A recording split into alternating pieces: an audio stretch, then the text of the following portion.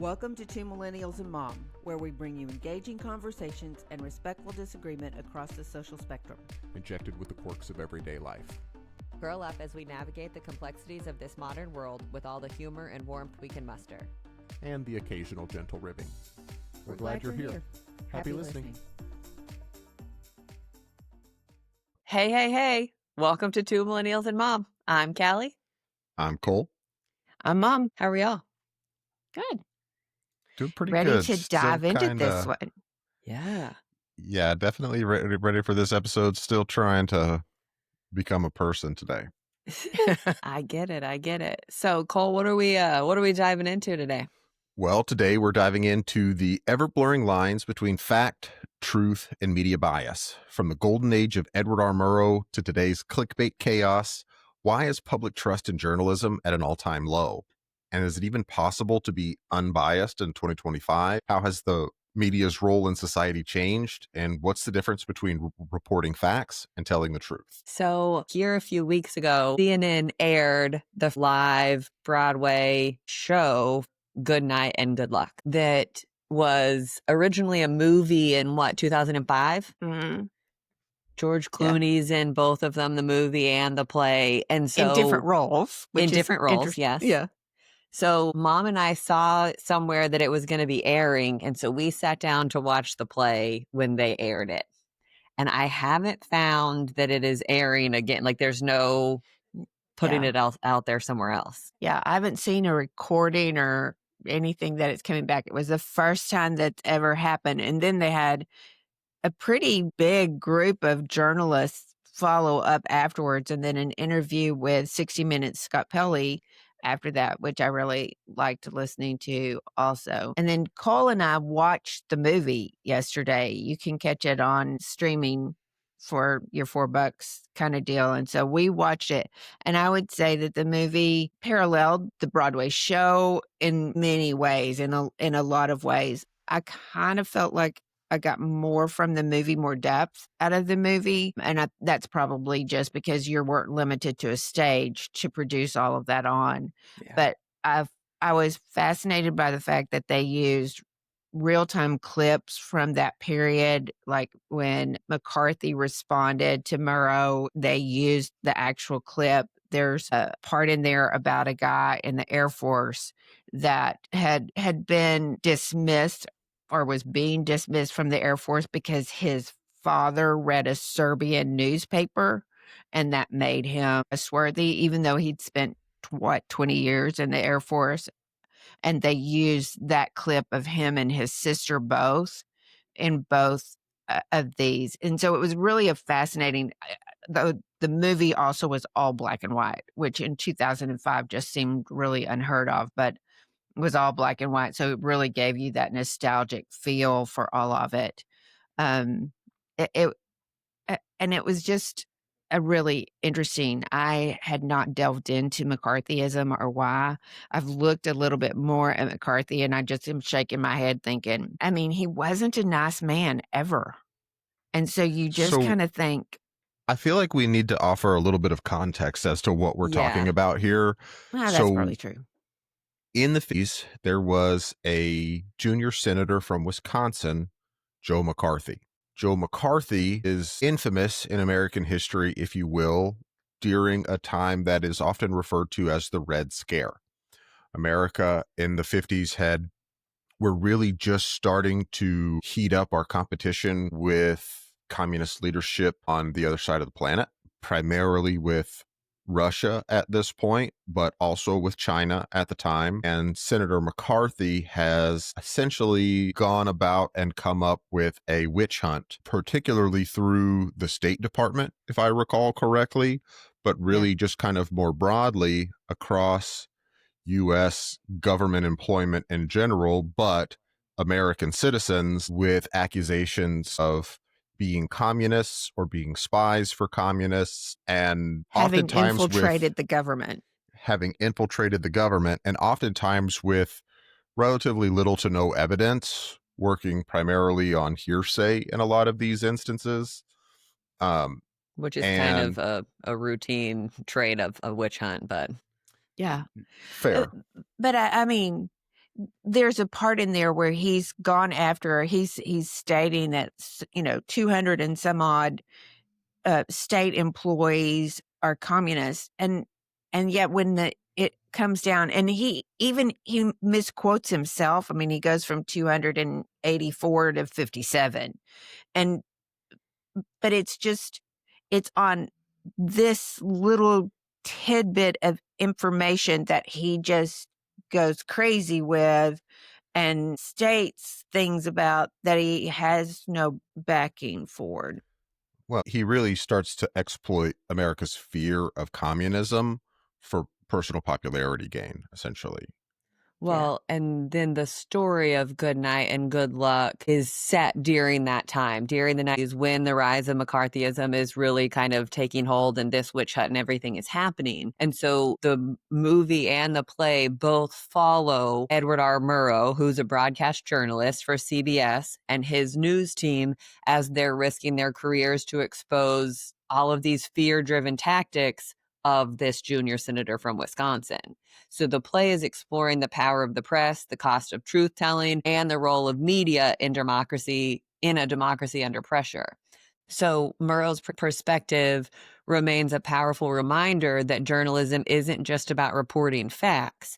At its core, it's about the responsibility of the press, the cost of speaking out, and the enduring relevance of his own words, which he says, we cannot defend freedom abroad by deserting it at home. So I think that that's so poignant, especially today. I mean, I feel like it's so relevant in what we're watching happen within our government today. And then you kind of bring in the media of it and the bias of it all. And so in this play, which is all based on real life, but in this play and in this movie, you watch them struggling with the network heads and saying, hey, this is going to cost us money. This is going to cost us viewers. We're not willing to do that. I get that it's the truth. Okay, yeah. You have a short leash here. You can go, but this is all still very much in the middle of the fairness doctrine, where Edward R. Murrow and his team are coming out saying X, Y, and Z, but they have to give equal time to the opposite, to the opposition of that. And so they pull McCarthy onto their show and say, hey, we're talking bad about you. Please come present your side.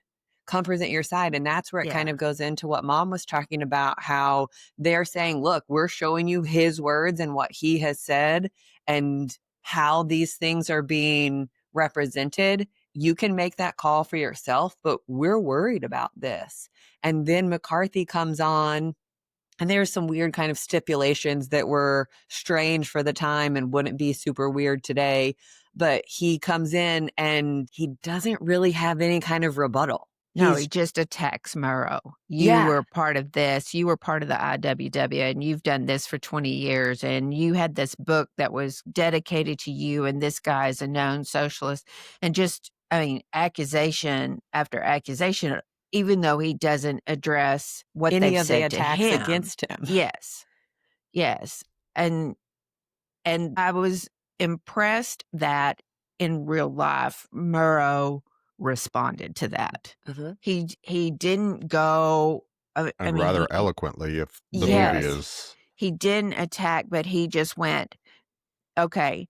You're right. This book is dedicated to me. This is the relationship that I had with that author. I didn't know that this was going on. And this is who that person was. And you can make up your own mind and make your own determination on whether you think that that was right or wrong, or whether you want to hold me accountable for the actions of someone else. But part of that is that you cannot be guilty by association. It doesn't mean that you cannot know someone or have a conversation with them and that make you a socialist.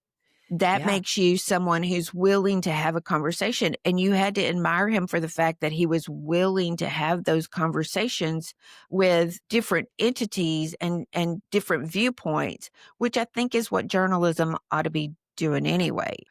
He just did a great job of responding to McCarthy.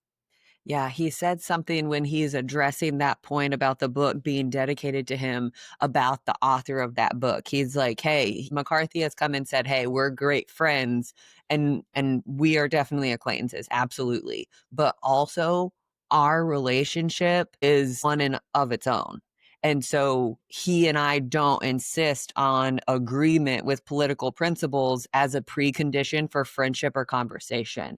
And Yeah. I think that that is a big, big, big thing that we're missing right now. And especially that we talk about on this podcast is it's really, really great and helpful to have opposing views, to get somebody else's perspective and how important that really is, rather than being stuck in your own echo chamber of everybody who thinks and sees things exactly the way that you do. And I think he does a really good job at kind of defending that stance, if you will. And yet acknowledging the fear that's involved with this. I mean, it could have been his job. That could have been the end.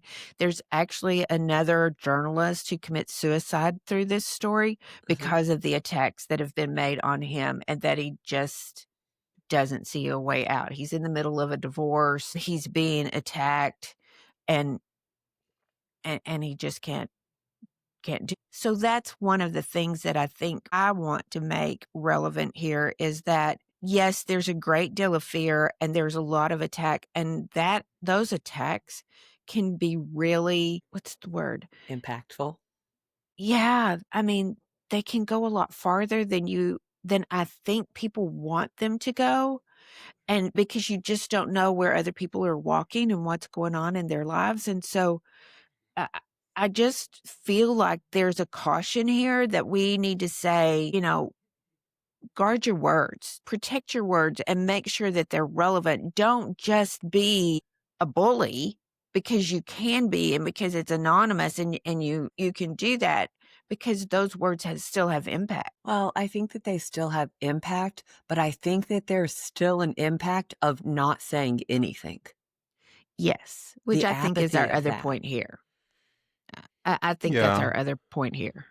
I think one of the things that is really important to highlight is that each individual has to have a certain amount of resolve to stand up for the things that they believe in. If you don't have that level of resolve, and even if you do, maybe you should go back and check what you're speaking for or arguing for, debating for, because if someone can shake your resolve so easily, then maybe you need to reassess what it is that you're trying to stand up for.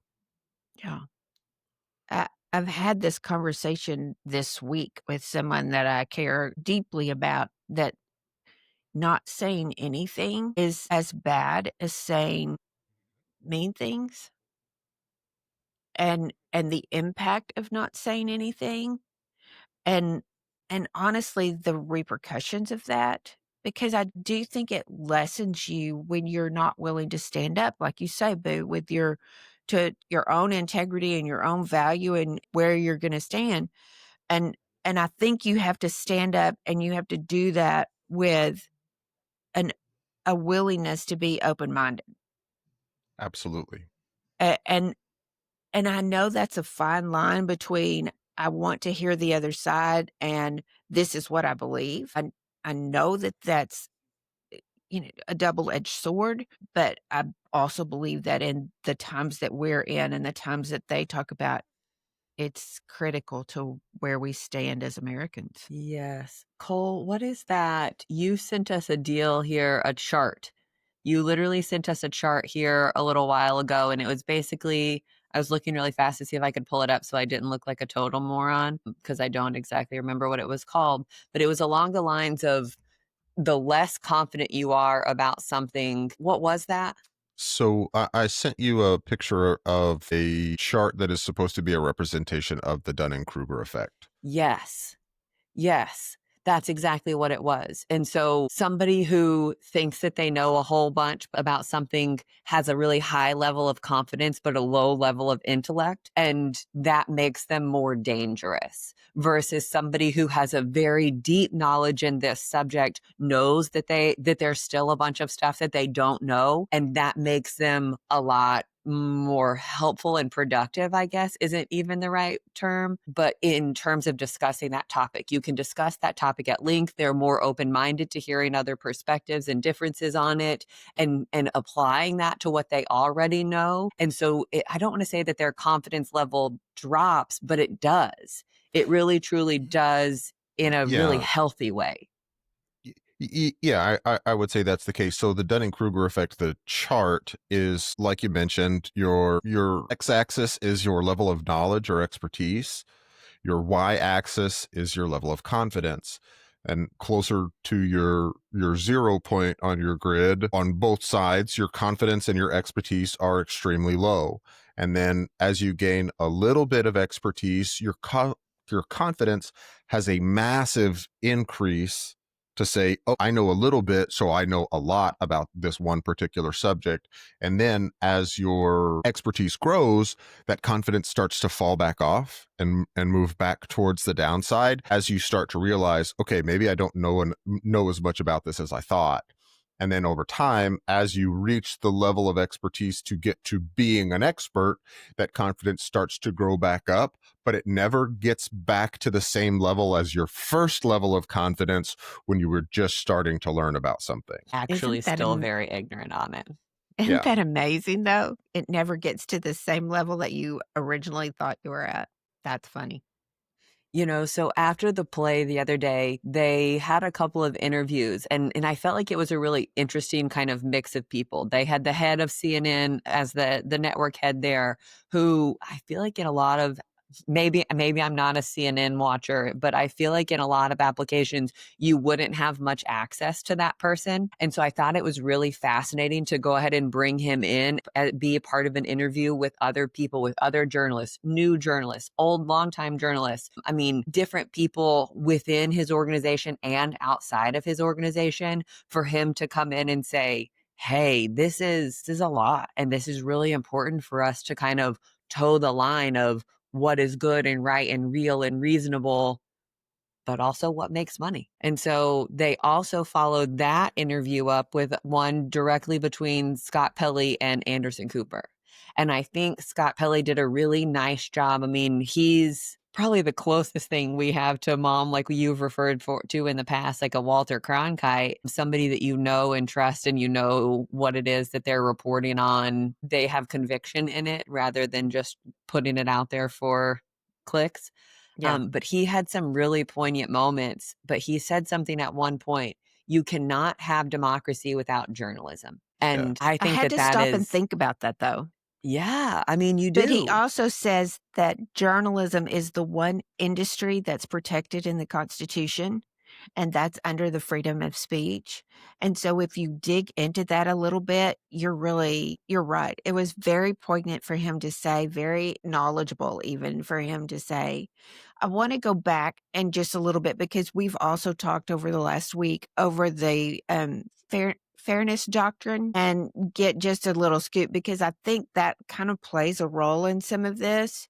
So the fairness doctrine was put in and it addressed radio and television and said that if you present one viewpoint, you have to give time for the other viewpoint, which is what Murrow did. He made his statement and then they invited McCarthy in to respond to that. And so that kept journalism and television a little bit more honest, accountable. That's the great word. Then Reagan came in and took the fairness doctrine out, repealed it. And I think the other thing that was really interesting with that is that the fairness doctrine never addressed cable television or streaming television. It was only for radio and television. So broadcast. Yes. So if you were outside of those two arenas, the fairness doctrine didn't apply to you. You couldn't be held to that. And then Reagan comes in and at the urging of companies said, we're not, you're infringing on our First Amendment rights, our freedom of speech. So he repeals we want it. you to take this away. And so now we have this free for all. You can say whatever you want to say. You don't have to support it. You don't have to give the other side. You don't have to be unbiased, really. You can say whatever you want to. Yeah, the absence of any kind of regulation or regulating principle even really did open up the floodgates for people to start viewing the Partisan news. media. Do what? It opened up the floodgates for partisan media. Oh, absolutely. Yeah. But it gave that opportunity for ideology to rule over actual information. And so this was the Fairness Doctrine was in place from 1949 to 1987. And I think that there's some really good guiding principles in that we're lacking today. You know, we've talked about in other capacities about how media, journalism, specifically journalists, are kind of the fourth pillar of representation within our government. So it's not official, but it's kind of there and it's kind of not there. But how having reporting on the things that are going on within our government at every level of our government, it is important for that information to be shared with the people in which are being governed. And with the repeal of the Fairness Doctrine, anything can be said. Everything can be said. So there are a couple of points that I want to make here, but I want to back up for just a second to something that you had from Scott Pelley, where he says you cannot have democracy without journalism. And I want to put a really, really fine point on this because I think it's extremely pertinent and something that everyone who participates in our democracy needs to pay attention to. You cannot cast an informed vote without being informed. Yes. And you need to check the information that you're basing that vote on against multiple sources. You cannot make an informed vote if all you watch is Fox News. You cannot make an informed vote if all you watch is CNN. You cannot make an informed vote if all you're doing is seeing what everybody on your friends list on Facebook is posting because that's not how algorithms work, guys. Yeah, very, very specifically, that is the opposite of how algorithms are intended to work. Yes. Yes. And An so, algorithm is not giving you a whole plethora of information. It is only giving you the information and feeding you the information that will shock you, that will make you scared, and will keep you on the app. That will interact, that will lead to further interaction. Yeah. Yes. Yeah. And so what he says there with you cannot have democracy without journalism, I think is absolutely correct. Because again, in order to be a democracy, people have to cast votes. In order to cast votes, they should be informed votes. And I think by and large, we are not. I've made this comment several times this week. We've been talking about the perceived level of intelligence and the people around us. And the joke that I made was we talked about, well, surely people aren't that stupid. And I said, well, maybe that's true, but if that's the case, how is Ted Cruz still in office? How has he been voted in and maintained his seat for as long as he has if people are casting informed votes? There was another point that I wanted to make there, and I've completely lost the plot at this point. We were talking about you can't have democracy without journalism, being smart, voting for Ted Cruz. Yeah, that point is made. I think that is a fine enough point on that. Callie, right before I backtracked to you can't have democracy without journalism, we were talking about the rise and fall of the Fairness Doctrine. And I think that we have moved far, far away from fairness in media coverage these days. And, you know, some people may come in and they may say, well, you know, if you watch X broadcast, they have people from the other side on all the time. Or if you watch Y broadcast, they have people on from the other side all the time. I can't tell you the last time I watched an interview where they were having a discussion with opposition where it was, for one, fair, because it always seems like there are traps being laid in the conversation. Ganging up on folks. Yeah, if it's a one-on-one situation, then the entire conversation is a trap to try and lead them to say one specific phrase so that they can get a soundbite. And if it's not set up that way, it's 2-on-1 or 3-on-1 or 4-on-1 just to make it look like this one idea is in the minority. And I think that is not only not fair, I think it's disingenuous. But it makes money. Oh It makes yeah, money. very much so. Well, Very and I much think so. that is, we've talked about Mary Jane Moore with MJ from Threads, the attorney out of New York, and she did a whole thing kind of about the fairness doctrine. I mean, tangentially about the fairness doctrine, and I'll share that link in the show notes that you can go on and check it out because it's a super fascinating thread, and I think she does a really good job of A, breaking it down clearly, and B, kind of warning of the danger of the fall of the fairness doctrine. But it all started out with here just recently. If you have not been living under a rock, you have definitely seen Tucker Carlson going off on a couple of things, talking about what is it? What does he say? Something about turning up the propaganda The fire hose to propaganda full hose to blast full blast to manipulate the elderly. on Fox News. It had nothing to do with facts. It was all just what was going to keep people watching and tuned in and scared. And then he went through a whole interview with Ted Cruz here just recently. And kind of like Cole was talking about, there are lots of gotcha moments in there. And I'm not here to be some kind of Ted Cruz advocate or a Tucker Carlson advocate for that matter. But there was reporting done that definitely you can see whether it skews for or against your beliefs, but it definitely skews to a specific point and making Ted Cruz look like a moron. And I don't know that was the point of the interview. It was I think it definitely kind of was. executed that way. Yeah, which it's Ted Cruz. Maybe that's not that hard. So yeah, I was about to say, I think that may just be the inevitable conclusion in an instance like that, but it very well could have been. I don't know that was the original intention, but it definitely ended up being that. yes. Well, and then I think that the other part of this, we've talked about the illusory truth effect, and just because it's said online, that has to make it true, and that is real. And because I saw it in my algorithm, that makes it true. And Edward R. Murrow said something about we must remember always that accusation is not proof and that conviction depends upon evidence and due process of law. And I think especially in today's political climate, that couldn't be more well received by me and my heart in this moment, talking about fighting for due process. Like that's one of the founding principles of our democracy. And we're watching it right now being kind of just thrown out the window in a lot of different facets.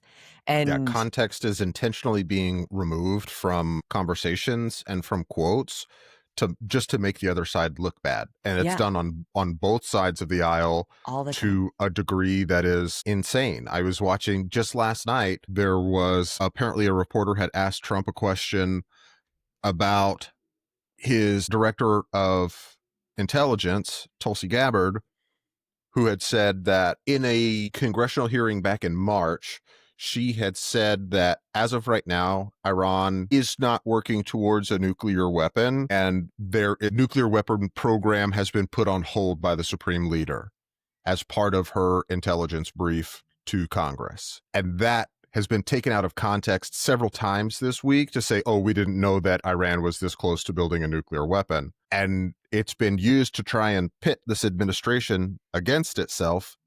But if you go back and you listen to the entire congressional hearing, which I did last night, and you read through the transcript of the congressional hearing, less than 30 seconds away, almost within the same sentence, it is very abundantly clear that the intelligence director says Iran has an exceptionally high level of refined uranium, of enriched uranium, much higher than that of a country who would not be working towards a nuclear weapon. And it is very important that this is a situation that we monitor. But the sentence before that, when it stated that the Ayatollah, the supreme leader, has not given the go-ahead to resume working towards a nuclear weapon, that sentence is singled out and used to say, oh, well, your director of intelligence doesn't know what they're talking about if we're now dropping bombs on Iran to destroy their nuclear program like we did yesterday. Right. And just the level of deceit that is being used by media in general on, again, both sides of the political spectrum, to me, is disgusting and insane. Yeah. I mean, MJ breaks it down really clearly. Rage is the goal because Very much rage so. equals ratings. Outrage builds brand loyalty, and nuance is boring. So we as a media company don't want to put our viewers to sleep. We want them right here, tuned in, fired up, waiting, hanging on our every word for the next disaster, chaos moment, fear-mongering second, so that they're trusting us. They're trusting us to tell them what it is that they believe. And when you take something like the fairness doctrine out of play, I mean, Mom said it said it a little bit earlier. Broadcast television, your regular, I don't have cable, satellite, internet, anything TV that every TV can get, or at least it used to. They are monitored by a specific standard and set of rules by the FCC that is totally and completely different of what cable is held accountable to. And I didn't so know that. mhm, I mean, I just didn't realize that they had different rules. they have not just different rules, but very Practically none. different rules. Yeah. Not even close. I mean, in my head, I thought news is news. So, but it isn't. It depends on where that news is coming from. Yes. There's a little bit more nuance to it than that. And I think this lines up perfectly with one of the quotes that really, really hit me from Good Night and Good Luck. There at the very, very end of the movie, he's making a speech. He's being recognized for something at CBS. And in context, he's talking about essentially his style of reporting and how, okay, maybe sponsors won't like it that much, and maybe it won't get as much traction as something a little bit more controversial. But he goes on to say, to those who say people wouldn't look, that they wouldn't be interested, they're too complacent, indifferent, and insulated, I can only reply, there is, in one reporter's opinion, considerable evidence against that contention. But even if they are right, what have they got to lose? Because if they are right, and this instrument is good for nothing but to entertain, amuse, and insulate, then the tube is flickering now, and we will soon see that the whole struggle is lost. This instrument can teach. It can illuminate, and yes, it can even inspire, but it can do so only to the extent that humans are determined to use it towards those ends. Otherwise, it is merely wires and lights in a box. And I thought that was extremely powerful. That's good. Yeah, I agree. What would he say today? I just feel like his message would be identical. Yes. And I can't imagine the level of frustration that he would think as he looked at how far we've fallen. You know, I think the whole thing about the play, the movie, is how much fear they had for speaking the truth. And if you look, and that was in the 50s, so we're talking 70, 75 years ago. If you're looking at that and feel like we have lost so much ground in the process of that, I can't imagine how disgruntled he would be. I was talking to Callie about this earlier, and I think by and large, it is kind of that pendulum swing that we have referred to here lately, where it's swung to the other side. Because a lot of the things that he talks about in that kind of final speech is how the advertisers and networks don't want this kind of content. And he disagrees with that because the American people have grown too comfortable, too complacent, too averse to controversy. And I think at this point, it has really swung by and large to the opposite end of the spectrum, where we will only interact with things that enrage us. We will only participate in echo chambers. We will only, we have become so disinsulated, so uninsulated from all of this information that it has overwhelmed by, very much so. And so I think he would say, okay, it's swung too far. We have lost reason at this point.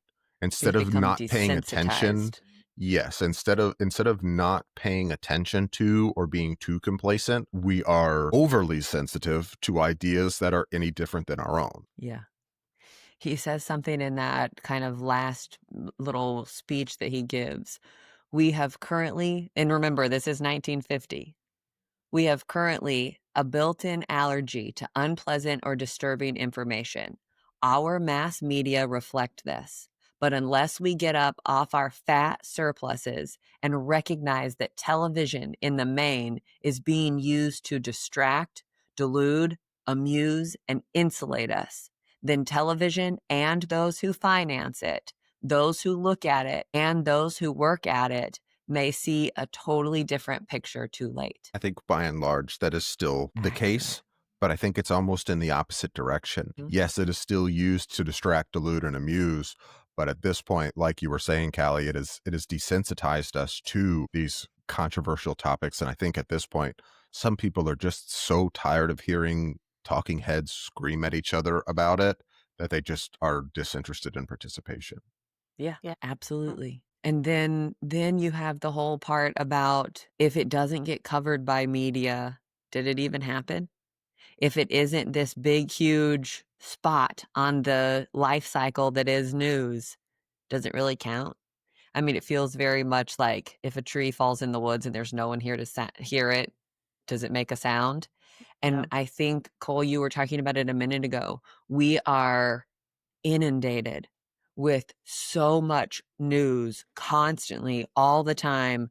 Especially, we've talked about it before, this administration that's one of their strategies, push more and more and more and more and more out there, so that to the point that we are Exhausted.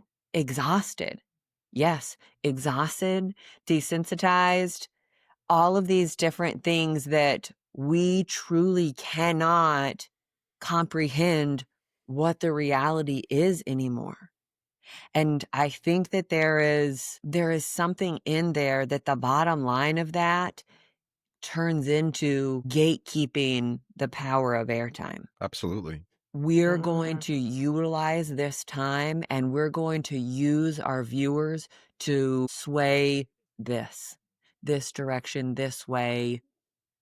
And it all has to do with money. Very much so. So in the aftermath, when they were talking to the room full of journalists, it was Connie Chung, who is retired. Anderson Cooper was there. They also had a news anchor there. And the statement was made that, I'm going to get this wrong, that truth is not fact. Did I say that right? Truth is not fact. And I was just like, and I got really tickled because I had a reaction, and then this young journalist was like, wait, what do you mean? What do you mean?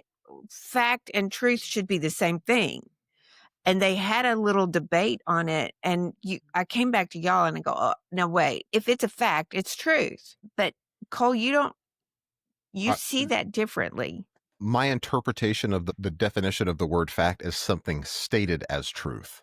But just because it is stated as truth doesn't make it true. Mom, your hair is blonde. That is a fact, or stated at least as such, but it is not the truth.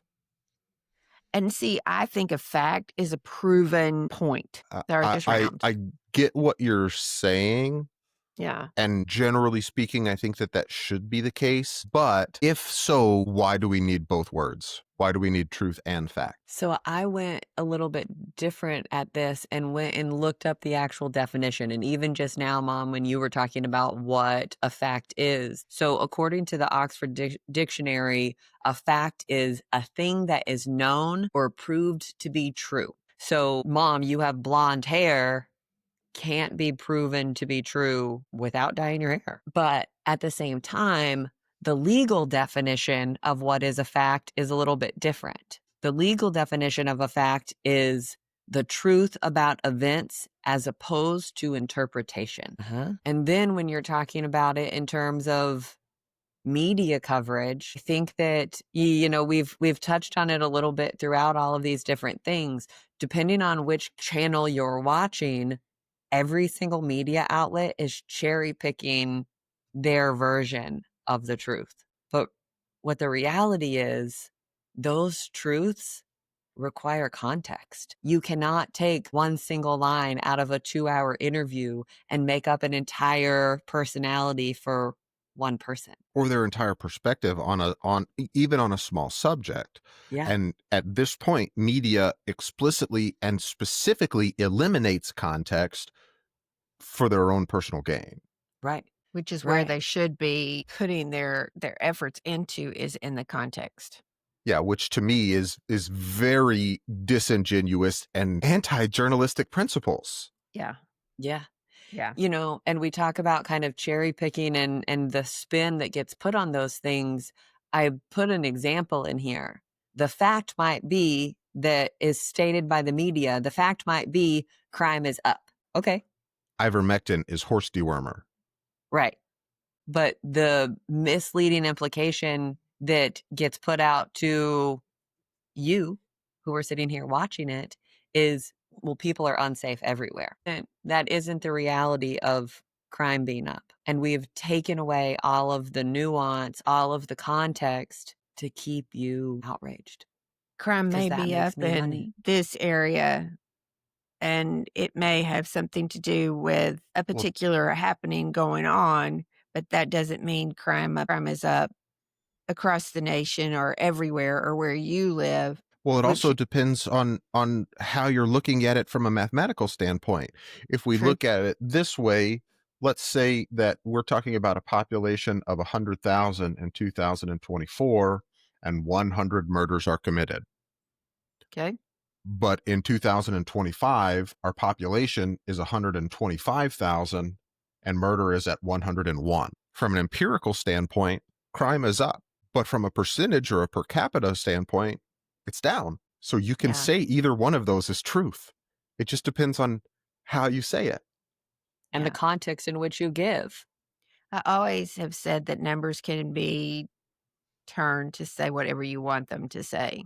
I mean, if you look at a P&L statement, it's not always just red and black, no pun intended, but it's not always, you can jig those a little bit and move those numbers around to make them say what you really want your investors to focus on.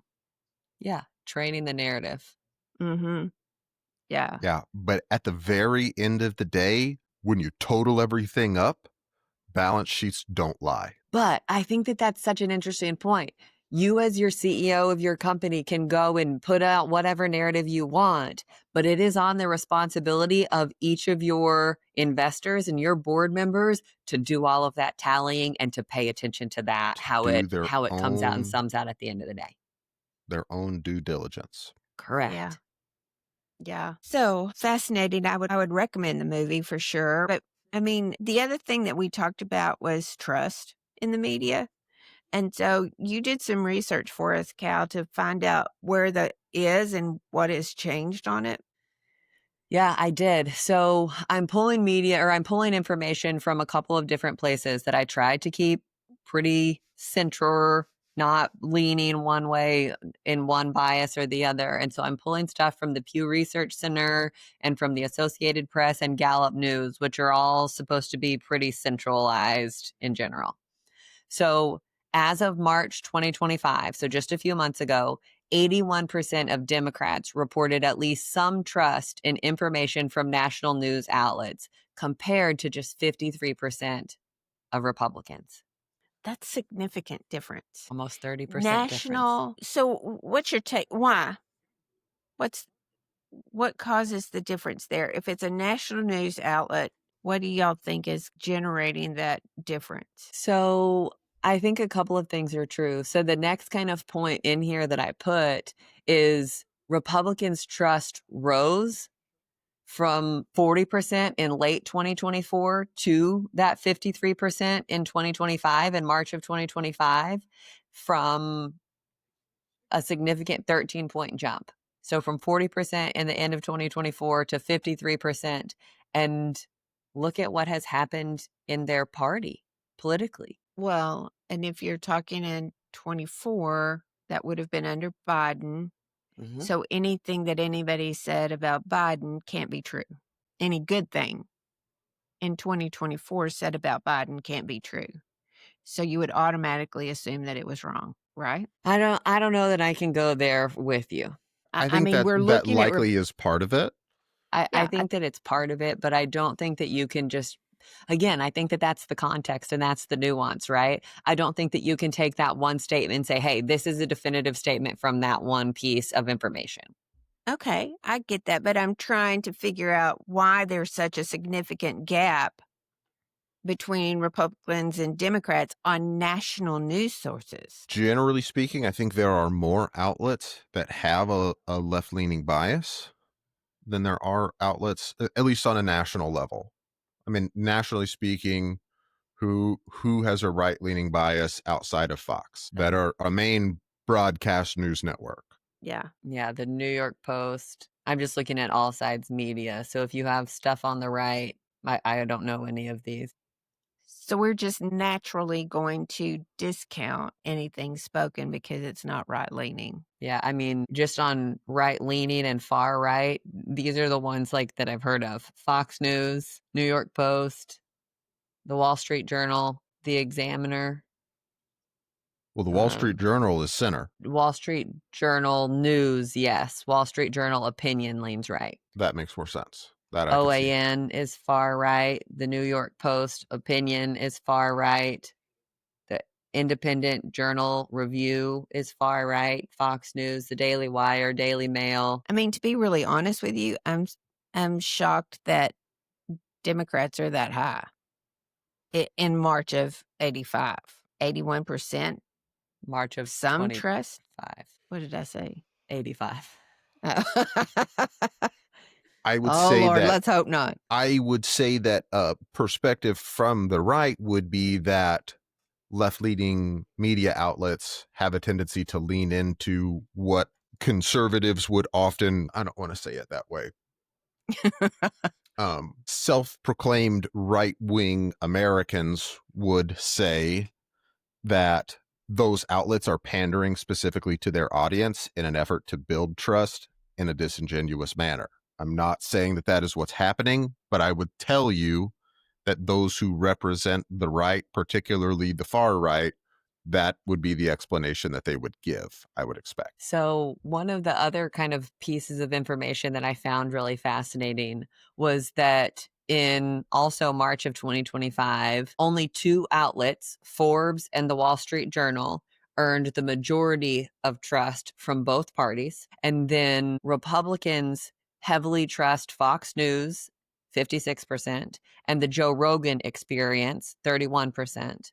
While Democrats place trust in a much wider array of media outlets, including PBS, CNN, BBC, New York Times, Associated Press, MSNBC, and NPR, all within 30 to 60% trust. So I thought that was really fascinating that is the right has a interesting. very small, consolidated place that they can trust, whereas the left tends to trust a lot more outlets. A variety of outlets, yes. It's interesting that when you look at this all sides chart, how probably half of those that are listed in the center are financial news, because the numbers don't lie. You can lie about the numbers and you can use the numbers to lie, but the numbers themselves don't. And so I think that that's probably why you have a lot of trust in financial news sources like the Wall Street Journal and Forbes, because they're talking about the numbers. That's the focus of their news. Gotcha. So then there was a Gallup poll at the end of September of 2024, so last year, found that only 31% of Americans have either a great deal of or a fair amount of confidence that mass media is reporting fully accurately and fairly, which is a record low. And that means less than a third of America thinks that mass media is even partially telling the truth. Again, to put that into even better perspective, that means of the three of us, only one of us believes that. Which one is it? It's you, because you're the most gullible. No. Shots fired. So it's all of that research was then triangulated with some of the Pew Research studies, and public skepticism of national news media is at a 50-year low, especially on the right. It just is crazy to me. And local media is a little bit better than national outlets, but not a ton. Well, and I think that there is a little bit of a misconception that local outlets have less incentive. And this is probably fair, that they have less incentive to be disingenuous. But I think that what a lot of people don't necessarily realize is that many of those local studios and outlets are under one of these big news broadcasters. And depending on which one you're under, that could vastly vary the amount of freedom you have in your coverage. And that is exploited by, there was a Last Week Tonight episode in the last probably year or so that I watched, where he goes in and he talks specifically about this one guy who owns, it's like 175 or 275 local networks. And this one guy has his own segment on all of them that is basically pre-recorded, that gets pushed out. And it's a pretty extremely far right sentiment with a lot of his personal reporting or a lot of his personal editorializing opinion pieces that he comes on and talks about. And those little local studios, little local networks, because they are essentially owned by him, they have a requirement to broadcast that. Regardless of the people who work at those networks, what their personal beliefs are or their personal sentiments are, these little local networks are required to broadcast as this. He owns them. Yeah. So, I mean, I suppose it makes sense, but at the same time, I feel like maybe we need to have some sort of check and balance, something regulatory that is saying, hey, you can do this, but at the same time, there needs to be additional context provided in these instances. There has to be something to even this out a little. You mean like a fairness doctrine? Something like that. But also, let's just take Mom and celebrate just a little win right there. Cole pushing for regulation. He's on a tear today. I think Stumped him. I don't know that I would say stumped, but regulation is obviously necessary. It is the amount of regulation that is in question and how that regulation is utilized. Do I think that you need to check who is able to get a gun? Yeah, absolutely. Do I think you should weaponize those checks to prevent all citizenry from being able to acquire guns? Probably not. So there's a bit of a balancing act that has to go on there. And kind of going back to the Federalist 51 that we talked about recently, you can't just use a minority that's in power or a majority to oppress a minority. I don't think that's reasonable or what the Founding Fathers intended. But in order for something to happen, it has to be for the greater good of all. Well, and I think that there's a difference between oppression and accountability. And so holding people accountable, whether you're talking about gun rights or media bias, is totally different than oppressing them and saying, no, you can't talk about this. No, you can't spend any time on that. Agree. Yeah. So I think too, because of the changes that we've seen, you guys don't get your news from the same place that I get my news. For sure. And sometimes. So I think it depends. I would say that's not 100% accurate. I'm going to say that y'all use social media a lot more than I do for what you perceive. Not that you're not checking that out, but you're starting with social media. Sometimes you're hearing it first there and then going to look at it somewhere else. That's probably fair. Again, I think that comes back to if you're only going to have guidelines for particular types of media and not for all media, that you also have there's a hole there. A natural skew. Yes. That needs to be closed up so that everybody kind of has the same kind of guidelines. And I mean, we know that social media doesn't have any guidelines whatsoever. I mean, well, say that's whatever not you exactly want. true. Okay. Give me a good example. Well, I can post anything on social media. And I can post a video of us talking about how to load a dishwasher, and one platform might completely skew and talk about how we are toxic feminists and we are ruining our marriages and all of this, whereas the next social media platform said, yeah, ladies, you're right on. We gotta come together and figure this out. Yeah. And so I think that the moment that you empower we the people, depending on where you are and where you're looking, that all gets skewed really quickly. But we're talking about skew, not regulation. You can't regulate against having a skew from person to person. But you're saying that there's no regulation on social media. That's not quite true. Terroristic threats are unacceptable on most platforms and will get you banned or demonetized. talking about know. certain. I could come back and say, I think you should die. And in my book, that's terrorism, but it doesn't. And on most platforms, you would either be banned or demonetized for saying something like that. I don't think so. I think that I has know that changed. that's the case. So I sat here, I don't even remember what the post was on the other day, and people went berserk on this person. Again, I can't remember what it was, to the point that I started going in and reporting things when people are being bullies, when people are calling out their gender or their sex or their sexual orientation and calling them all of these things and saying, hey, I hope that you die. And I think I reported 15 or so posts. And I just recently, like almost a week later, got information back from the platform that I was on that said, hey, we reviewed this and no action was taken on every single one of them. Here's the thing. I hope that you die and I'm going to kill you are very different. Yes.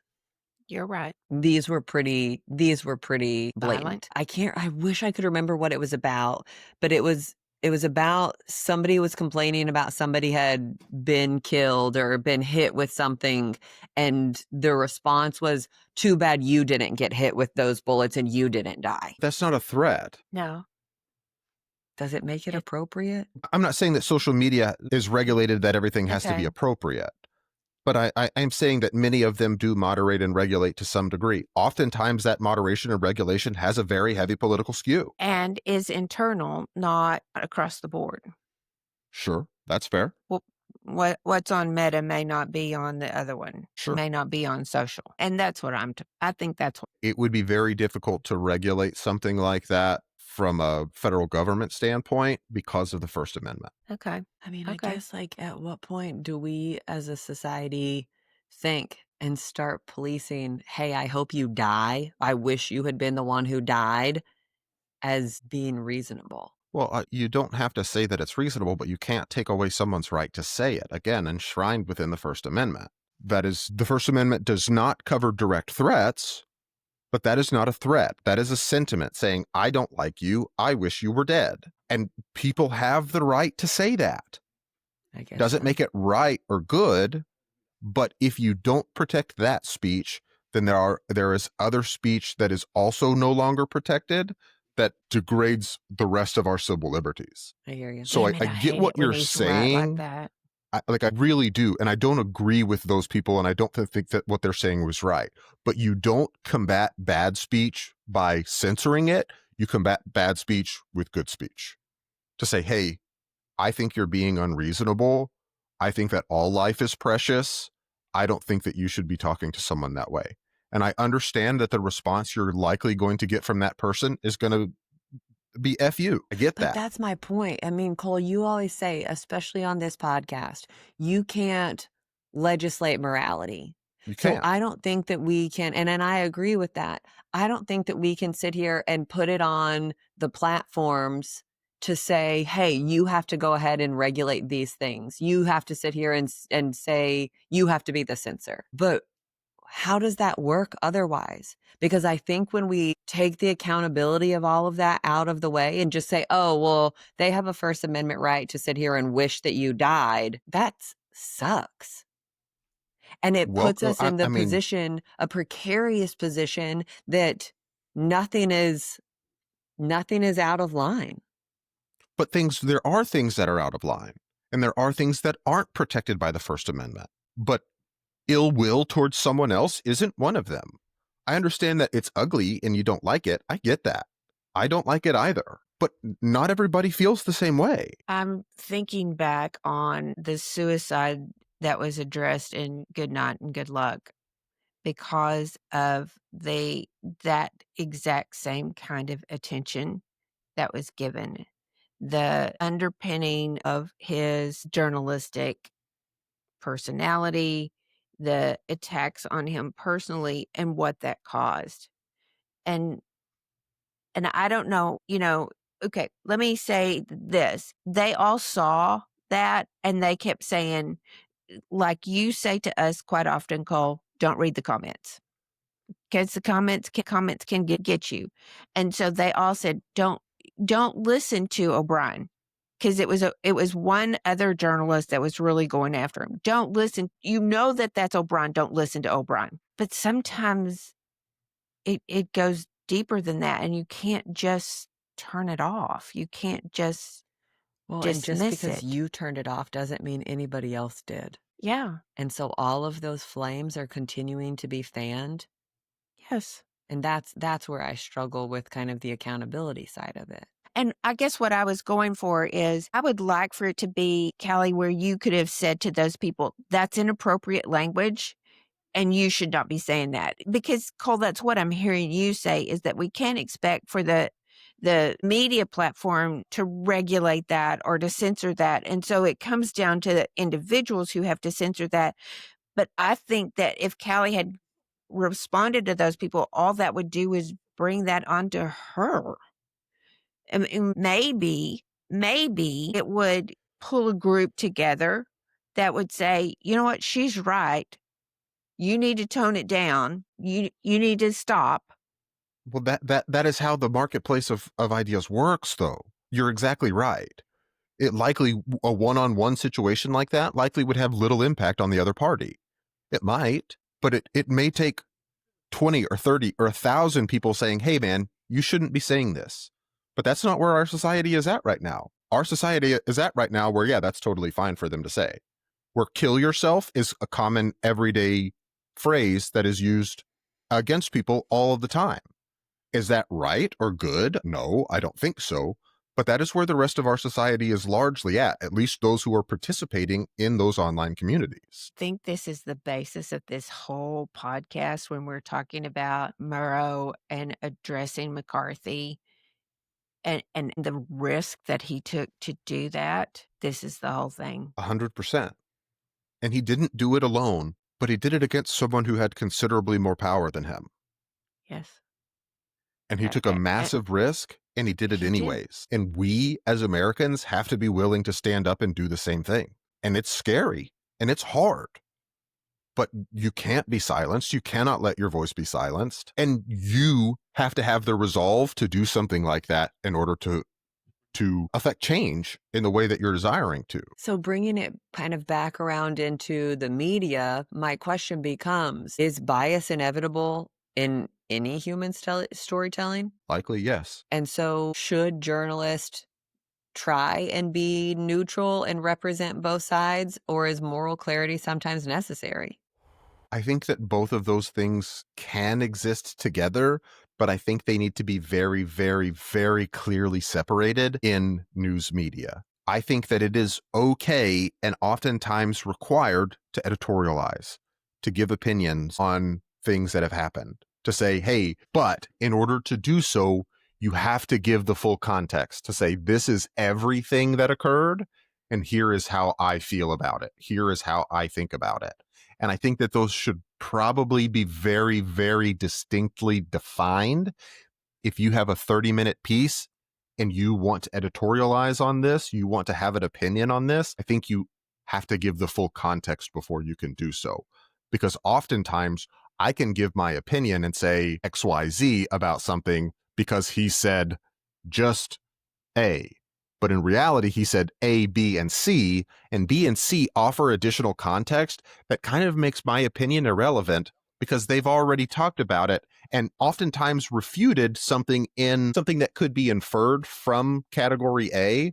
So I think both of those things can exist. I think you can try and report on something in an unbiased fashion and say, this is exactly what happened and here's all of it, the whole truth, not just a little piece of it, the whole truth. Because lies by omission are still lies. And so if you say, here's the whole truth, and then here's my reaction to that whole truth, I think that's very, very different than coming in and cherry picking these couple of sentences or this one little piece of an idea and saying this whole idea is bad because of this one little piece without the additional context of the rest of the idea.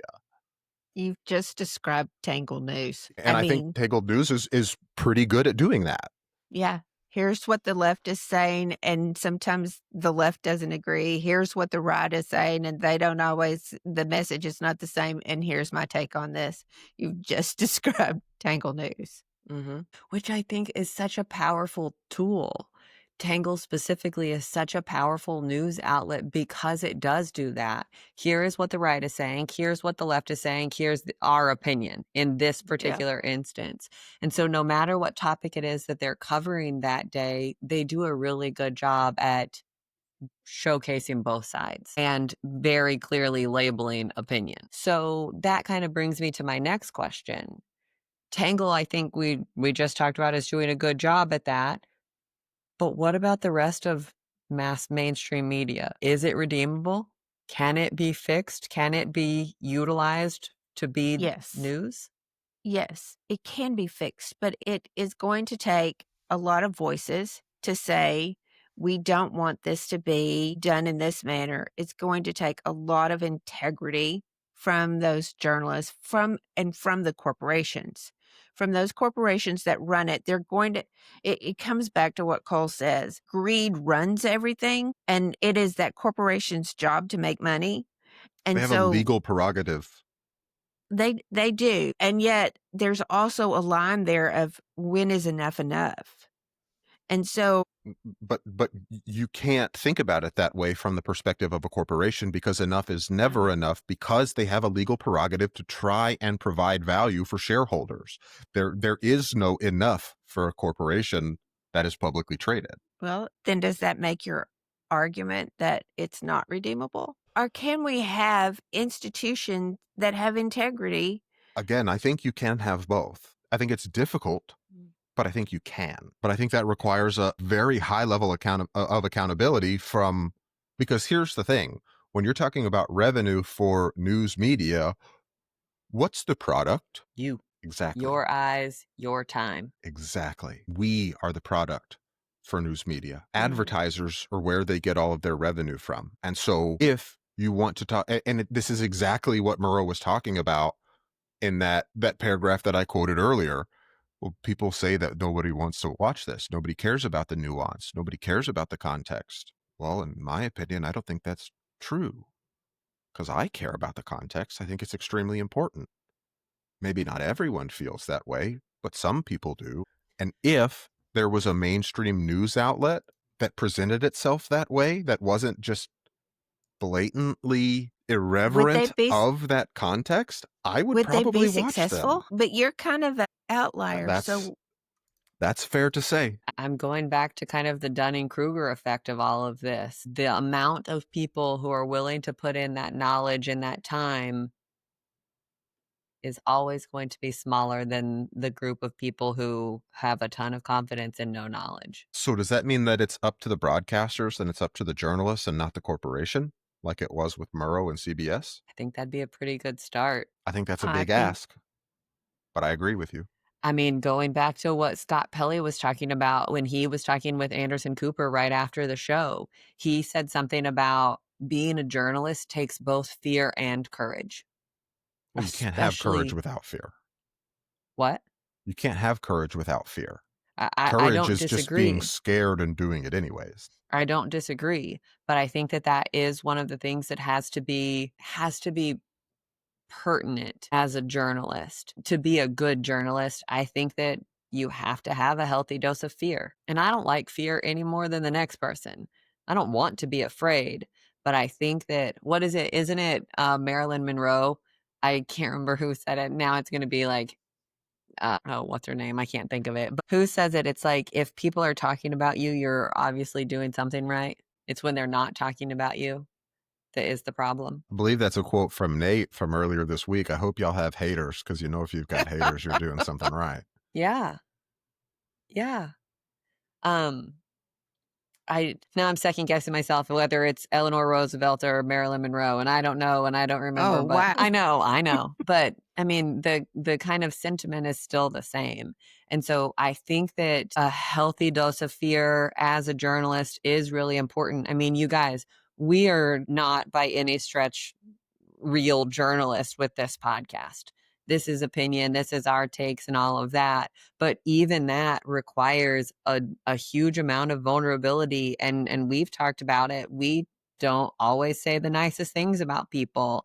And those are our opinions on them. And I called Ted Cruz a moron just a minute ago. And so I think that even something like this on a small scale still requires both the fear of saying it and the courage to say it in order for it to be even remotely important. Callie, you have a line here. There's actually 4 lines. 3 of them I think are really important. The 4th one is in quotes, and I'd be interested to know where this came from. But there's one here that says, maybe it's less about achieving perfect objectivity and more about transparency, accountability, and diverse sourcing. And I think that's absolutely true. I think that's really what we're talking about. Hey, I feel some type of way about this. But even though I feel some type of way, I'm still going to try and present the entire topic to you from as objective a standpoint as possible, and then I'll give you my opinion on it. And I think that that's reasonable to say, hey, here's the whole picture, or at least what we can see of the whole picture. And I'm not going to just pick out the points that make my argument look good. I'm going to give you everything and then tell you how I feel about it. And I'm going to come in and I say, this is where my opinion stems from. This is where I got my information from. That level of transparency is extremely important. But the second one here is, you've said recognizing when we're seeking confirmation versus seeking truth. And like we've talked about, mainstream media and these algorithms that we're dealing with are specifically designed to put us into an echo chamber, to only show us things that we either completely agree with or totally enrage us, to drive interaction, not to provide any nuance to make us think. Because if I have to press pause on this video to think about something for a minute, I'm not interacting with it anymore. The last one here, or really the third out of the 4, is encouraging media literacy and healthy skepticism without falling into cynicism. I fear that I have fallen into a level of cynicism personally. I would very much like for mainstream media to become much more objective than it is right now. I don't know if that can happen in the current environment, but I would like for that to happen. I have quite a bit of cynicism about mainstream media on both sides, and even independent media at this point, because everything is for clicks. But this last quote here, where did this come from? We have to be smarter consumers and demand better content. It's just me. I was just talking. Well, you're exactly right. Well, thank you. Because I think that we do. I mean, it's like we talked about a minute ago. If one person gets on a comment section and says something mean and one person responds to them, especially the original poster, that may not mean much. But if a whole bunch of people come in and say, dude, get your act together, this is inappropriate, I think that has a better result, or potential result or outcome, hopefully. And I think that if we decide to be smarter consumers and demand better content, I think that we only stand to gain from that. We as a society only stand to gain from that.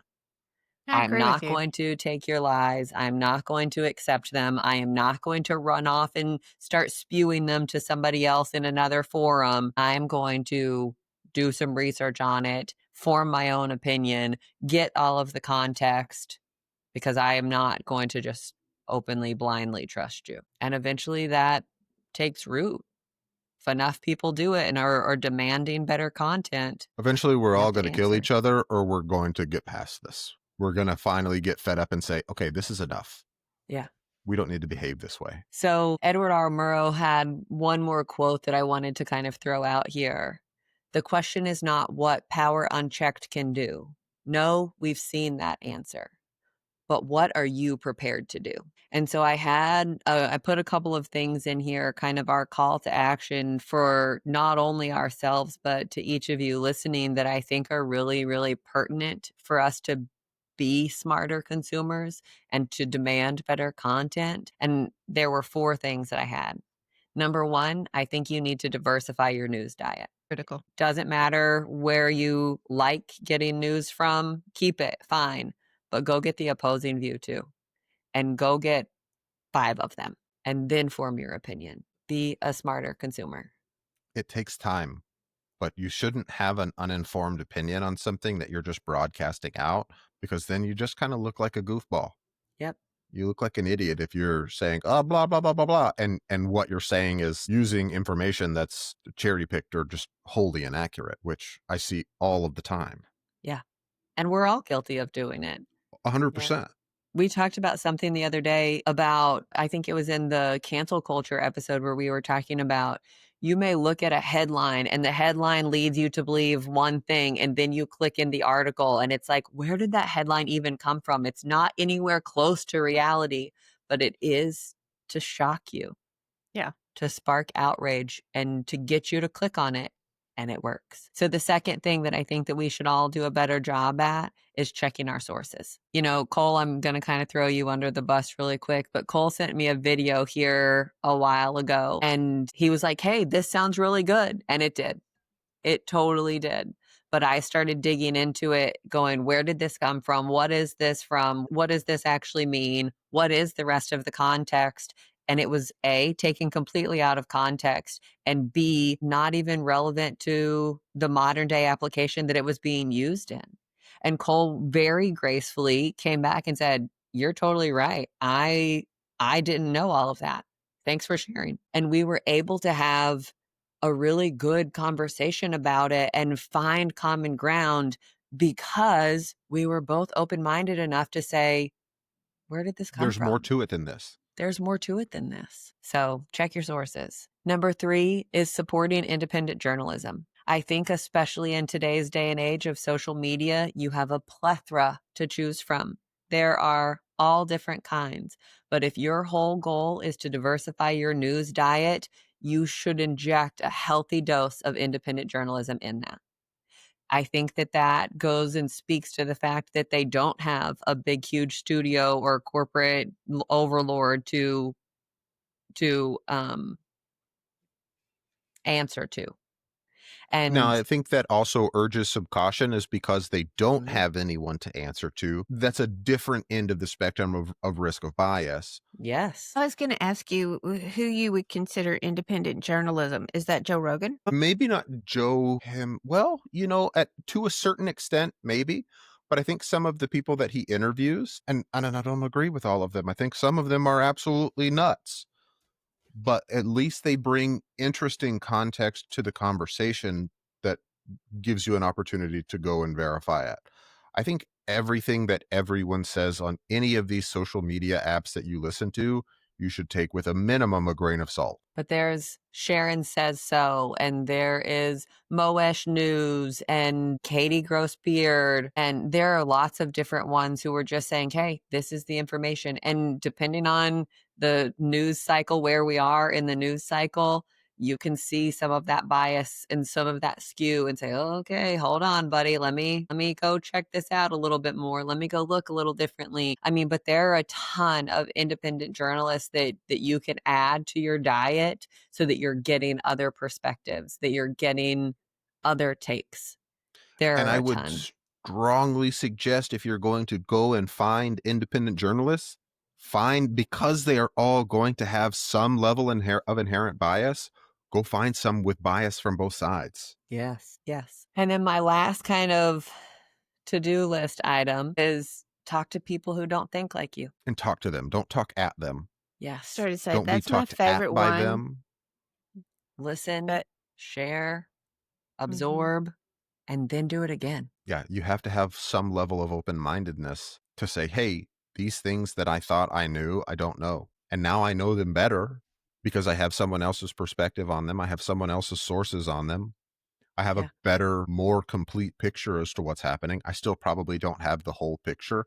And that's something that everybody needs to remind themselves of constantly is, hey, I probably don't have the whole picture here. I'm going to put this out there because I've been looking. I would like to find someone who is Palestinian. I would like to have a conversation with someone who's Palestinian because I've talked to someone who is Jewish and gotten their take on history in Gaza, and I'd like to hear. So if there is someone out there who would be willing to talk to me, please reach out. Way to diversify your sources. I think that's great. I haven't found anybody yet, so it's a little bit harder than you would think. But you're trying, and I think that counts for a lot. Don't Yeah. give up. You know, I was walking with a girlfriend just this past week, and we have very opposing political leanings and views. And we started talking about immigration and riots and all of these things, gun control. And we A, had a great conversation, and B, walked away with both of us having a whole list of things that we needed to go fact check and look and do some more research on. But she said something at one point. She literally stopped walking and turned and said, "Hey, thanks for talking about stuff like this with me." And it just warmed my heart because I was so thankful. I mean, it could be really awkward and it could be really frustrating. Well, she doesn't see it the way that I see it from either perspective. And I was so grateful for us to have that time that we could just sit here and say, "Hey, I thought I knew this. What do you know about it? Am I right? Am I wrong? What do I need to go learn? What am I missing?" And I think that that is one of the most powerful tools that you can kind of maintain in your arsenal. That's the whole purpose of this podcast was respectful disagreement, coming from different perspectives, talking to each other, saying, "Hey, I never thought about it like that. Hey, I didn't know that you just shared. Thanks for sharing it with me." And so I think that it is really, really important to continue having conversations with people who think differently. Cannot be underscored. There's one more quote from Murrow that I want to touch on here before we move on, but I want to offer a little bit of context beforehand. I think that right now, fear and outrage are by far the biggest ratings drivers for mainstream media to push that fear and to drive that fear. And I think it's really, really, really important that we as Americans learn to get past that. Because even when we don't know, we as a society can come together and overcome. So this last quote, we've already touched on a couple pieces of it here, but it starts with, "No one familiar with the history of this country can deny that congressional committees are useful. It is necessary to investigate before legislating, but the line between investigating and persecuting is a very fine one, and the junior senator from Wisconsin has stepped over it repeatedly. His primary achievement has been in confusing the public mind as between the internal and external threats of communism. We must not confuse dissent with disloyalty. We must remember always that accusation is not proof and that conviction depends upon evidence and due process of law. We will not walk in fear one of another. We will not be driven by fear into an age of unreason. If we dig deep in our history and our doctrine and remember that we are not descended from fearful men, from men who feared to write, to speak, to associate, and defend causes that were, for the moment, unpopular." I think it's really important to remember the bravery of the writing of our forefathers. And certainly they were not perfect, but none of us are. And they were not fearful men for the things that they did. Yeah. Well done. There's hope. We'll need to guys. put that quote into our show notes. You got it. Okay, y'all want me to do weird thoughts because we kind of didn't go very far. So I grew up with Walter Cronkite. I happen to like Scott Pelley. So do we have a modern day Murrow or Cronkite? If we do, who would it be? And would we believe them? I don't think on their face alone that we should believe them, but I think that we should have several people that we trust to be a jumping off point. Okay. I can go there. Where? Can AI be considered an objective reporter, or would it inherit bias just like a human? I think that depends on who created the AI and how it was developed, because we've already seen AI that have a pretty inherent political bias that have been released to the public. I think that's quite apparent. I also think that there are AI that I think you could design one to try and avoid that specifically, but I don't know that that is being implemented to the extent that it could or should be at this point. Wouldn't it be interesting, though, if you could have AI without bias? What would media look like if they had to wear fact check badges in real life, like Twitter or Facebook labels misinformation? How would that look on your social media? And would you be so quick to reshare that story? Can you imagine scrolling through somebody's Facebook page, Threads page, Instagram page, and there was just one after another? Lie, lie, lie, lie, missing context. This isn't true. Would you spend any time there? That's not what your feed looks like already. Well, it's not identified. Yeah. Fair enough. I'm thinking literally like a stamp, a badge. Like, Yeah. so for a long time on Twitter, before it was X, you could to a point, trust those verification badges, the little blue check mark, right? This really is Kim Kardashian's account. She has verified that this is her. We're all on the same page. This is Kim's account. You're not thinking about individual posts. You're thinking about both. Oh. I'm thinking about both so now today you can buy your verification check mark. I am who I say I am, or I am paying for this account, whether I am them or not. And if you were able, you guys, Cole, I'm going to go back to that story we talked about, that video that you shared with me. Would you repost that if it came with hey, this isn't accurate, this is a lie, and this is out of context? Probably not. I may go back and find the full context and see if it carries the same weight. Sure. Yeah. And post that, but I'm just thinking how much would make it through unmarked. And how do we even go about doing that? Facebook this year alone has introduced community notes, which has been a thing on some other platforms. But A, how often do you see those? And B, who is putting them in? They're supposed to be for us saying, hey, you can go comment on these things. Yeah. But are they really effective? Yeah. Who has time to go and fact check everyone else's bullshit? Yeah. And so I don't even know how you would do that if you used AI to run through and say, hey, this is out of context. You guys remember that website Snopes? Yeah. I feel like they did such a good job. And it's still around and I still use it on occasion, but it's not nearly as prevalent as I feel like it was at one point in time. But you could literally go through and say, hey, I'm talking about this scam against the elderly with text messages. Tell me about it.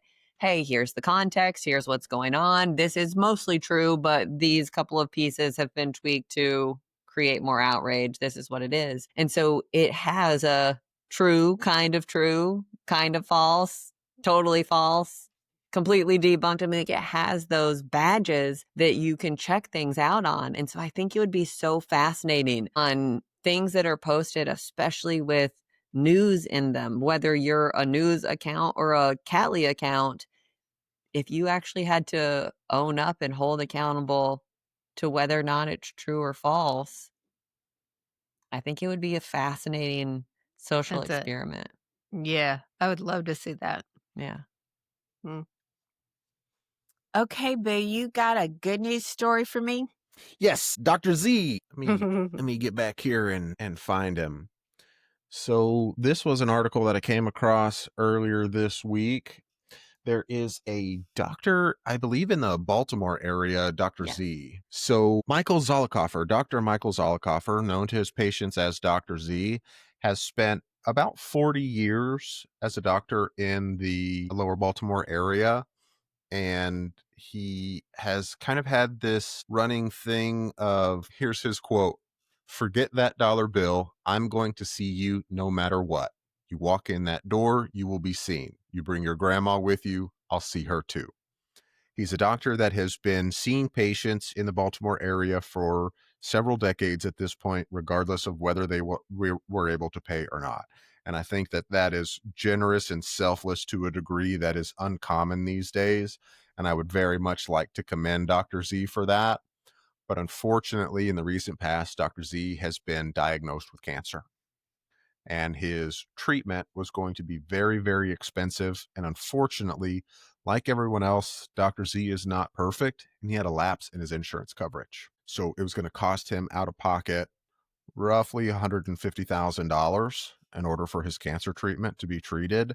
And he didn't have that on hand, probably because he has been seeing patients without pay for so many years. He has not prioritized greed like many other people have done. So when Dr. Z's patients heard about this and figured out what was going on, they started a fundraiser for him to help pay for his cancer treatment, and have raised almost $300,000 to do so far, to make sure that Dr. Z can continue to provide a service and help out his community as generously and as lovingly as he has for the last 40 years. And I think that that's incredible. So I want to commend, first of all, Dr. Z, and we wish you wellness and health, and hope a bright and pleasant future for you.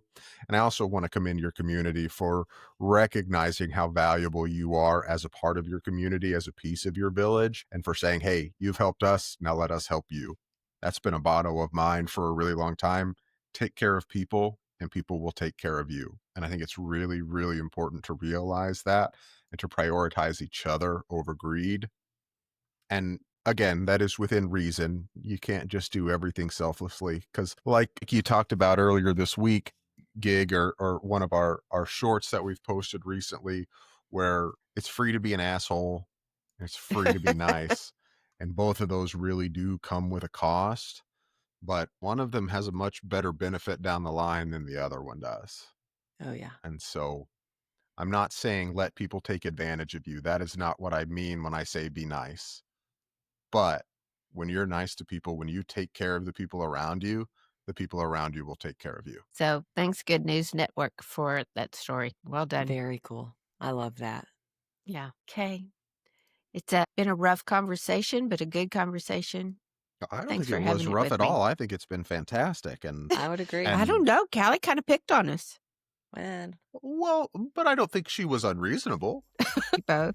I I love you love you guys. too.